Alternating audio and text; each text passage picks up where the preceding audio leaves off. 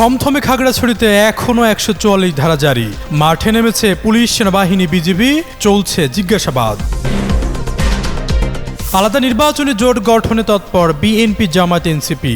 শেষ মুহূর্তে সমমনা ছোট দলগুলোকে কাছে টানার চেষ্টা। পতনের আগ মুহূর্তেও হাসিনাকে আরো কঠোর হওয়ার পরামর্শ দিয়েছিলেন গ্যাং অফ 4-এর 4 সদস্য। তালিকায় ছিলেন সালমান এফ রহমানও। সচিবালয়ের ভেতরে আবারও অস্থিরতা। অর্থ বিভাগের সচিবের অপসারণ সহ 3 দাবিতে বিক্ষোভ চলে কর্মচারীদের একাংশের। সাবেক এমপি হাজী সেলিমের বাসায় যৌথ বাহিনীর টানা অভিযান। গোপন গ্যারেজ থেকে বিএমডব্লিউ সহ বিলাসবহুল গাড়ি উদ্ধার। দুপক্ষের দফায় দফায় সংঘর্ষ আর ধাওয়া পাল্টা ধাওয়ার পর দ্বিতীয় দিনের মতো খাগড়াছড়িতে জারি হয়েছে 144 ধারা। এতে কঠোর অবস্থানে রয়েছে নিরাপত্তা বাহিনীর সদস্যরা। পুরো জেলা সদর জুড়ে বিরাজ করছে থমথমে পরিস্থিতি। রোববার সকাল থেকেই খাগড়াছড়ি পৌর শহরের বিভিন্ন পয়েন্টে মোতায়েন রয়েছে সেনাবাহিনী ও পুলিশ। এছাড়া জেলা সদরে মোতায়েন করা হয়েছে 7 প্লাটুন বিজিবি। বিভিন্ন পয়েন্টে চলাচলকারীদের জিজ্ঞাসাবাদ করেছে নিরাপত্তা বাহিনীর সদস্যরা। বন্ধ রয়েছে শহরের দোকানপাট। সকাল থেকে জেলার কোথাও অপ্রীতিকর ঘটনার খবর পাওয়া যায়নি। এর আগে শনিবার রাতে সাজেকে আটকে পড়া 2000-এর বেশি পর্যটককে সেনা নিরাপত্তায় গন্তব্যে পৌঁছে দেওয়া হয়। শনিবার জম্মু ছাত্র জনতার ডাকে সড়ক অবরোধ চলাকালে খাগড়াছড়ির মহাজনপাড়া ও উপজেলা পরিষদ সংলগ্ন এলাকায় দুপক্ষের ধাওয়া পাল্টা ধাওয়া ও সংঘর্ষের ঘটনা ঘটে। খাগড়াছড়ি জেলার সিভিল সার্জন মোহাম্মদ সাবের বলেন, দুই পক্ষের উত্তেজনাকর পরিস্থিতির মধ্যে মোট 23 জন আহত হন। এর মধ্যে 2 জন খাগড়াছড়ি সদর হাসপাতালে চিকিৎসাধীন। পরে পরিস্থিতি নিয়ন্ত্রণে 144 ধারা জারি করেছে জেলা প্রশাসন। খাগড়াছড়ি জেলা পুলিশ সুপার মোহাম্মদ আরিফিন জুয়েল জানান, পরিস্থিতি নিয়ন্ত্রণে সেনাবাহিনী, বিজিবি ও পুলিশ সার্বিক নিরাপত্তায় যৌথভাবে কাজ করছে। হিমাতুল জান্নাত, যুগান্তর নিউজ। জাতীয় নির্বাচন সামনে রেখে সমীকরণ মেলাতে ব্যস্ত সময় পার করছে রাজনৈতিক দলগুলো। একদিকে ভোটের মাঠে ভোটারদের টানতে নেওয়া হচ্ছে নানা পরিকল্পনা, অন্যদিকে দাবি দাওয়া নিয়ে রাজপথে সোচ্চার কয়েকটি রাজনৈতিক দল। একই সাথে জোট গঠন ও আসন সমঝোতা নিয়ে দলগুলোর মাঝে চলছে আলোচনা। এর মধ্যেই আলাদা জোট গঠন করতে বেশি তৎপর বিএনপি, জামায়াত ও এনসিপি। আর এই জোটের দিকে সবার কৌতূহল বলে মনে করছেন বিশ্লেষকরা। রাজনৈতিক বিশ্লেষকরা বলছেন, আগামী জাতীয় নির্বাচন সামনে রেখে ছোট রাজনৈতিক দল ও সংগঠনগুলোকে কাছে টানার চেষ্টা করছে বড় দলগুলো। এর মধ্যে আওয়ামী লীগের বিরুদ্ধে যুগপৎ আন্দোলন করার সময়ের রাজনৈতিক সঙ্গীদের সুসম্পর্কের মাধ্যমে ধরে রাখছে বিএনপি। অন্যদিকে জামায়াত ইসলামী নির্বাচনী সমঝোতা করতে কাজ করছে। এর বাইরে বাম ও মধ্যম ধারার আরও কয়েকটি দল তৃতীয় একটি জোট গঠনের চেষ্টা করছে। এই জোট গড়ার চেষ্টায় ভোটের রাজনীতিতে নতুন হিসাব নিকাশও শুরু হয়েছে। অন্যদিকে ভোটের জোটে নতুন আলোচনা শুরু হয়েছে জাতীয় নাগরিক পার্টি ও গণ অধিকার পরিষদের একীভূত হওয়ার বিষয়টি। এ নিয়ে দুই দলের নেতারা অনানুষ্ঠানিকভাবে আলোচনাও করেছেন। এ বিষয়ে গণ অধিকার পরিষদের সাধারণ সম্পাদক রাশেদ খান বলেন, যদি কিন্তু ছাড়া ঐক্যবদ্ধভাবে পথ চলার নবযাত্রা শুরু হলে দেশের রাজনীতিতে অনেক ইতিবাচক পরিবর্তন আসবে। একীভূত হওয়ার ব্যাপারে এখনও উভয় দলের নেতৃস্থানীয়দের মধ্যে ইতিবাচক দৃষ্টিভঙ্গি বিরাজ করছে বলে জানান তিনি। অন্যদিকে ইসলামপন্থীদের ভোট এক বাক্সে আনার চেষ্টা চালাচ্ছে জামায়াত ও ইসলামী আন্দোলন বাংলাদেশ। অন্তত 7টি দল অভিন্ন কর্মসূচি দিয়ে মাঠের কর্মসূচি পালন করছে। এদিকে জামায়াতের এই তৎপরতার বিপরীতে বিএনপিও পাল্টা কৌশল নিয়েছে। গত 6 এপ্রিল রাজধানীর গুলশানে চেয়ারপারসনের রাজনৈতিক কার্যালয়ে হেফাজতের সঙ্গে বৈঠক করে বিএনপি। এরপরেও কয়েক দফায় হেফাজতের আমিরের সাথে দেখা করেছেন বিএনপির নেতারা। যদিও এ প্রসঙ্গে বিএনপি স্থায়ী কমিটির সদস্য সালাউদ্দিন আহমেদ জানান, হেফাজতে ইসলাম অরাজনৈতিক সংগঠন। হেফাজতে ইসলামের সঙ্গে থাকা কয়েকটি রাজনৈতিক সংগঠনের সঙ্গেও আলাপ আলোচনা করা হয়েছে। সম্প্রতি জামায়াত বিরোধী আরও কয়েকটি দল ও সংগঠনের সম্মেলন ও সভায়ও বিএনপি নেতাদের দেখা গেছে। এদিকে নতুন জোট গঠন নিয়ে আলোচনা করেছে গণতন্ত্র মঞ্চ ও জাতীয় নাগরিক পার্টি সহ 9টি রাজনৈতিক দল। জোট গঠনের এ উদ্যোগে রয়েছে এনসিপি, গণ অধিকার পরিষদ, এবি পার্টি এবং গণতন্ত্র মঞ্চের 6 শরিক, জেএসডি, বিপ্লবী ওয়ার্কার্স পার্টি, গণসংহতি আন্দোলন, নাগরিক ঐক্য, রাষ্ট্র সংস্কার আন্দোলন ও ভাসানী জনশক্তি পার্টি।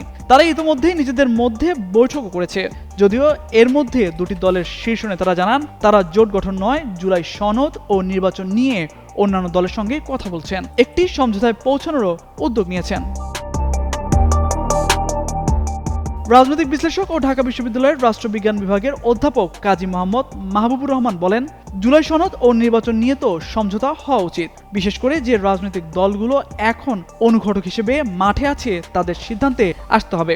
এছাড়া নির্বাচন সামনে রেখে মোটা দাগে অন্তত 3টি জোট হতে পারে। এর বাইরে বাম, ডান, মধ্যম ও ইসলামী দলগুলোর আরও 2টি জোট দেখা যেতে পারে বলেও মনে করেন তিনি। তামজিদ মির্জা, যুগান্তর নিউজ। 2024 সালের জুলাই আন্দোলনের মধ্যে যখন উত্তাল সারা দেশ, তখন মসনদ টিকিয়ে রাখতে মরিয়া তৎকালীন প্রধানমন্ত্রী শেখ হাসিনা। শক্ত হাতে আন্দোলন প্রতিহত করতে একের পর এক নির্দেশনা দিচ্ছিলেন প্রশাসনকে। আর এমন নির্দেশনার জন্য কলকাঠি নাড়ছিলেন দলটির 4 নেতা বা গ্যাং অফ 4, যারা গত বছরের 4 আগস্ট রাতেই শেখ হাসিনাকে কঠোর অবস্থানে যাওয়ার পরামর্শ দেন। গ্যাং অফ 4-এ থাকা এই নেতারা হচ্ছেন আওয়ামী লীগের সাধারণ সম্পাদক ওবায়দুল কাদের, সাবেক আইনমন্ত্রী আনিসুল হক, শেখ হাসিনার বেসরকারি বিনিয়োগ ও শিল্প বিষয়ক উপদেষ্টা সালমান এফ রহমান ও সাবেক স্বরাষ্ট্রমন্ত্রী আসাদুজ্জামান খান কামাল। এর ফলে শেখ হাসিনার নির্দেশে পরদিন 5 আগস্ট ঢাকা সহ সারা দেশে শত শত আন্দোলনকারীকে গুলি করে গণহত্যা চালানো হয়। শেখ হাসিনা দেশ ছেড়ে পালানোর আগ পর্যন্ত হত্যাযজ্ঞ চালিয়ে ক্ষমতায় থাকার সব ধরনের অপচেষ্টা করেন শেখ হাসিনা। গত বছরের 4 আগস্ট রাতের বৈঠকে শেখ হাসিনার পদত্যাগের বিষয়টি সামনে এলে তিনি ক্ষুব্ধ হয়ে বলতে থাকেন, যা হওয়ার হবে, তিনি ক্ষমতা ছাড়বেন না। শেখ হাসিনা সেনাবাহিনীকে শক্ত হয়ে মেরুদণ্ড শক্ত করে কঠোর হয়ে বিক্ষোভ দমনেরও নির্দেশনা দেন। জুলাই গণ অভ্যুত্থানে সংগঠিত মানবতা বিরোধী অপরাধের মামলায় জাসদ সভাপতি হাসানুল হক ইনুর বিরুদ্ধে আনুষ্ঠানিক অভিযোগে এমন তথ্য উঠে এসেছে।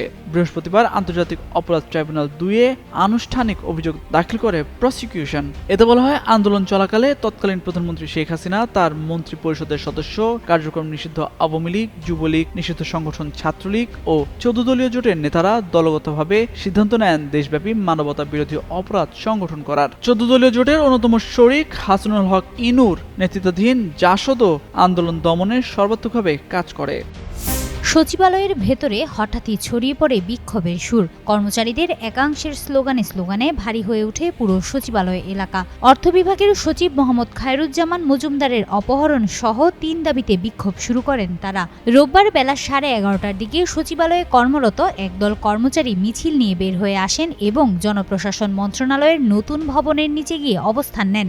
তাদের দাবির মধ্যে রয়েছে কর্মচারীদের যৌক্তিক দাবি দেওয়ায় বাধা সৃষ্টি করার অভিযোগে অর্থ বিভাগের সচিব ও সংশ্লিষ্ট কয়েকজন কর্মকর্তার অপসারণ, আগামী নভেম্বরের মধ্যে বেতন কমিশন বাস্তবায়ন এবং 10তম থেকে 20তম গ্রেডের কর্মচারীদের পদের নাম পরিবর্তন। কর্মসূচিতে নেতৃত্ব দেন বাংলাদেশ সচিবালয় কর্মকর্তা কর্মচারী সংযুক্ত পরিষদের সভাপতি মোহাম্মদ বাদিউল কবির।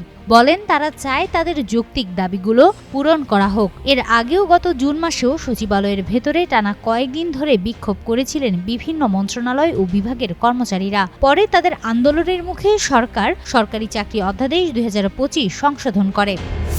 দর্শক যুক্ত আছেন যুগান্তরের সাথে। এই মুহূর্তে আপনারা দেখতে পাচ্ছেন সাবেক সংসদ সদস্য হাজী সেলিমের একটি ভবনে যৌথ বাহিনীর অভিযান পরিচালিত হচ্ছে এবং যেই ভবনটির যে আন্ডারগ্রাউন্ড আছে, যেখানে গাড়ি পার্কিংয়ের যেই স্থানটি আছে, সেখানে কিছু অবৈধ গাড়ি যেগুলো ট্যাক্স পাকিয়ে আনা হয়েছিল, সেই ঠিক এই ভবনটিতেই যৌথ বাহিনীর আমরা অভিযান দেখতে পেয়েছি এবং এই মুহূর্তে অভিযানটি শেষ হয়েছে এবং এখানে তথ্যের ভিত্তিতে তারা অভিযান পরিচালনা করেছেন।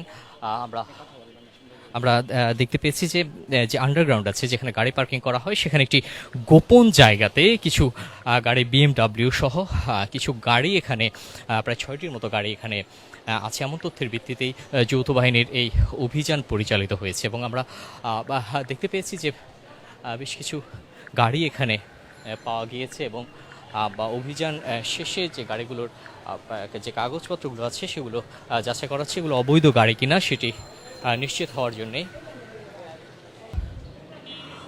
দর্শক, এই অভিযানটি পরিচালিত হয়েছে রাজধানীর লালবাগ থানাধীন দায়রা শরীফ এলাকায়। এই অভিযানটি পরিচালনা করা হয় এবং এখানে যে সাবেক সংসদ সদস্য হাজী সেলিমের একটি ভবনে এই অভিযান পরিচালনা করা হয় এবং এই অভিযানে যে ভবনের যে আন্ডারগ্রাউন্ড আছে, যেখানে গাড়ি পার্কিংয়ের যে জায়গাটি আছে, সেখানে একটি গোপন কক্ষে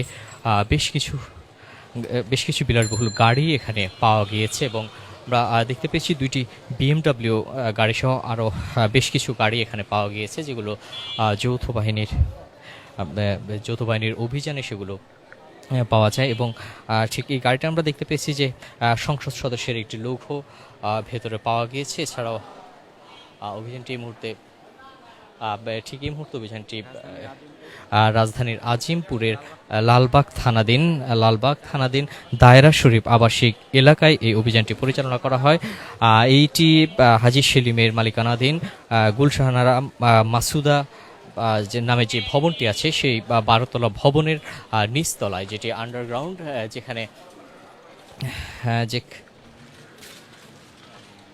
যেখানে ভবনের যে আন্ডারগ্রাউন্ড আছে সেখানে অভিযান পরিচালনা করা হয় এবং আমরা দেখতে পেয়েছি ভবনের যে ম্যানেজার আছে, ম্যানেজারকে এই মুহূর্তে আটক করা হয়েছে এবং যে গাড়িগুলো আনা হয়েছে সেই গাড়িগুলো অবৈধ কিনা সেটি যাচাই বাছাইয়ের জন্য যে গাড়ির বাহিনীর, সেনাবাহিনী এবং পুলিশের যৌথ অভিযানে সাবেক সংসদ সদস্য হাজী সেলিমের যে মালিকানাধীন একটি ভবনে এই অভিযান পরিচালনা করা হয় এবং এই 12তলা ভবনের যে আন্ডারগ্রাউন্ড আছে, যেখানে গাড়ি পার্কিং করা হয়, সেখানে গোপন একটি কক্ষে এই গাড়িগুলো রাখা হয়েছিল এবং যে পার্কিংয়ের যে গোপন কক্ষে গাড়িগুলো রাখা হয়েছিল সেখানে প্রায় 6টি গাড়ি পাওয়া গিয়েছে এবং এর মধ্যে বিলাসবহুল 3টি গাড়ি সহ যে 6টি গাড়ির সন্ধান পাওয়া গিয়েছে এবং আমরা দেখতে পেয়েছি যে এই মুহূর্তে যে ভবনের দায়িত্বরত যে ম্যানেজার আছে তাকে এই মুহূর্তে আটক করা হয়েছে। আটক করে আমরা দেখতে পাচ্ছি নিয়ে যাওয়া হচ্ছে এবং এই গাড়িগুলোর মধ্যে তল্লাশি করে কোনো অবৈধ কোনো কিছু পাওয়া যায়নি, তবে সংসদ সদস্য লেখা একটি লোগো পাওয়া গিয়েছে এবং গাড়ির কাগজপত্রগুলো জব্দ করা হয়েছে। এই মুহূর্তে দেখতে পাচ্ছেন যে সেনাবাহিনী যে ভবনের দায়িত্বরত যে ম্যানেজার আছে, ম্যানেজারকে আটক করে নিয়ে যাওয়া হচ্ছে এবং